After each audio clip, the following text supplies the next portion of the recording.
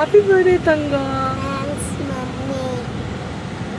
ஏனுங்க இது எங்கள் பாப்பாவோட 4th பர்த்டேங்க. அதை கொண்டாடுறதுக்காக நாங்கள் திருத்தணி கிளம்பிட்டோமுங்க. புதன்கிழமை நைட்டே கிளம்பியாச்சுங்க வியாழக்கிழமை பர்த்டேக்காக. கோயம்புத்தூர்லேயே மாலை வாங்கிட்டு போகணும்னு நினச்சிருந்தேனுங்க. அது நினைக்கிறத மட்டும்தான் செஞ்சேனுங்க. வழக்கம் போல் மறந்துட்டேனுங்க. அப்புறம் அங்கே போய் மார்க்கெட்டில் தேடி அலைஞ்சு ஒரு மாலை வாங்கினோமுங்க. பாப்பா ஸ்கூலுக்கு போகிறனால பர்த்டேக்கு எல்லோரும் சாக்லேட் கொடுக்குறத பார்த்துருப்பாளாட்ட இருக்குதுங்க. அவளும் கொடுக்கணும்னு சொல்லிட்டாளுங்க. அங்கே கடையை கண்டுபிடிச்சி நாங்கள் வாங்குறக்குள்ளேயே போதும்னு ஆயிடுச்சுங்க. வாங்கிட்டு எல்லாம் ஜாலியாக போயிட்டுருக்கா வருங்க. சிறப்பான தரிசனத்தில் நல்லபடியாக சாமி கும்பிட்டோமுங்க. என்ன அவள் போட்டிருக்கிற சட்டையும் ட்ரௌசரையும் பார்த்துட்டு தான் பார்க்குறவங்களாம் தம்பி தம்பின்னு கூப்பிட்டு இருந்தாங்க. திருத்தணி போனால் எப்போவுமே ஒரு ஹோம் ஸ்டேயில் தங்குவோமுங்க. அங்கே நமக்கே காலையில் அவங்களே நல்லா சமையல் செஞ்சு கொடுத்துருவாங்க.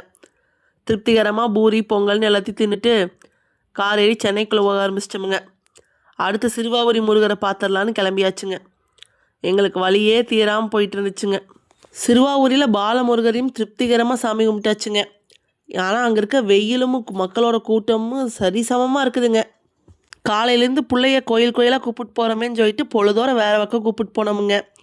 சென்னை கிடையாதுங்க, எங்கேன்னு அடுத்த வீடியோவில் சொல்கிறேனுங்க.